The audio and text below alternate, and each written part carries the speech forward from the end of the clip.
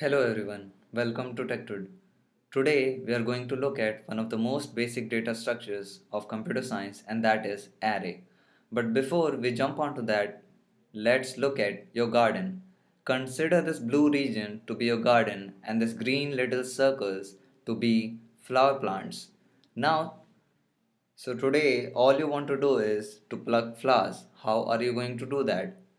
Suppose you start from this plant, you pluck flowers, and then you look for another plant, and then you go to that plant, pluck some flowers, and then you again look for another plant, and then you go there and perform this activity. So you can observe here that before plucking the flowers, you need to spend some time looking for another plant because you have planted them in arbitrary order. There is no fixed order among them. Now consider what will happen if you would have planted the same plants in some order like this in garden 2. So you will have to start from here, and because you have planted the flower plants side by side, you can pluck flowers from here, and then you can move to next plant and then to the next flower plant, perform this activity, and then again to the next flower plants, and so on. Now, the important message that I want you to take away from this is the arrangement of items affects how well you are going to perform the operation. Let me repeat. The arrangement of items affect how are you going to perform the operation. Because you have planted the flower plants in arbitrary order here, you need to spend some time looking for the next plant. But if you have arranged them in some order, you end up saving a lot of time. So one might ask, how is this important in computer science? Let me show you. Consider this not to be your garden but the memory of your computer, and this green circles that you see are data items that you want to perform some operation on. So if you have arranged them in some arbitrary order, you will need to first find that item and then go there. But if you have arranged them in some order, you will end up saving a lot of time. And one such arrangement is provided by array. So let's look at array. Previously, we have seen that arranging the data items in a particular order will affect how well we are going to perform the operation. Now, one such arrangement is when the data items are arranged in a contiguous manner, that is, one after the other, as shown in this figure. Now, this arrangement is one-dimensional representation of data items. Now, why array is useful is that to access a particular element, you will just need to know two things.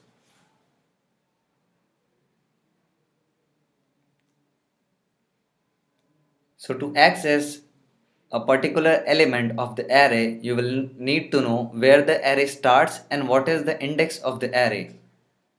So consider that this is array A and the index starts from 0. It could also start from 1, but now just stick with 0. So 1, 2, 3. Now let's say you want to access the element at index 3. Then how many elements you will need to cross? So for array A, you want to access the element at index 3, then you will need to cross the element at index 0, then the element at index 1, and then again the element at index 2. So total of 3 elements you will need to cross. Similarly, say you want to access the element at index 6, then how many elements you will need to cross? You will need to cross element at index 0, then at index 1, then at index 2, 3, 4, and 5. So total of 6 element you will need to cross. Similarly, for any arbitrary index I, you will need to cross I elements.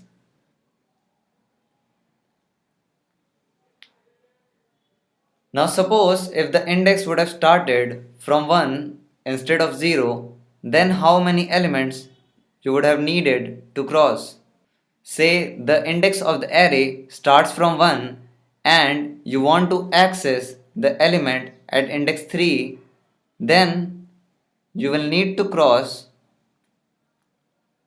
the element at index 1, then the element at index 2. So total of 2 elements. And similarly, for accessing element at index 6, you will need to cross 5 elements. And for any arbitrary index I, you will need to cross I minus 1 elements.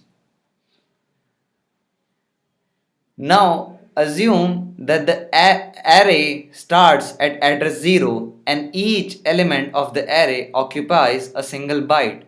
Then if I ask you that to access the element at index 3, how many bytes you will need to cross? So total of 3 elements we will need to cross and each element occupies 1 byte, a single byte, then we will need to cross 3 bytes. But if the element of the array occupies 2 bytes instead of 1, so total of 3 times 2 bytes needs to be crossed. That is, total 3 elements need to be crossed and each element occupies 2 bytes, to total of 3 times 2 bytes we need to cross. Similarly, to get to element at index 6, we will need to cross 6 times 2 bytes.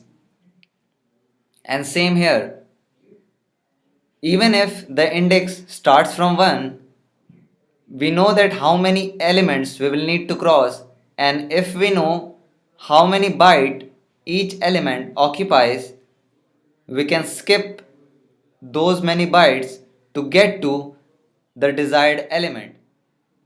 Now let's say instead of 0, the address of the array starts from 100. Then what will happen? In that case, we will simply add 100 here because the array starts at 100, and after starting at 100, we can count how many bytes we will need to skip to get to the desired element.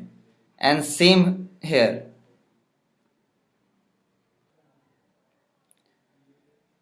So what you are seeing here is that this is size of each element and this is base address of the array, that is where the array starts in the memory. So in one dimensional array, all you need to know is where the array starts and what is the index of the element you want to access. Then you can just start where the array starts and skip these many bytes to get to the desired element. So what's the take home message from this?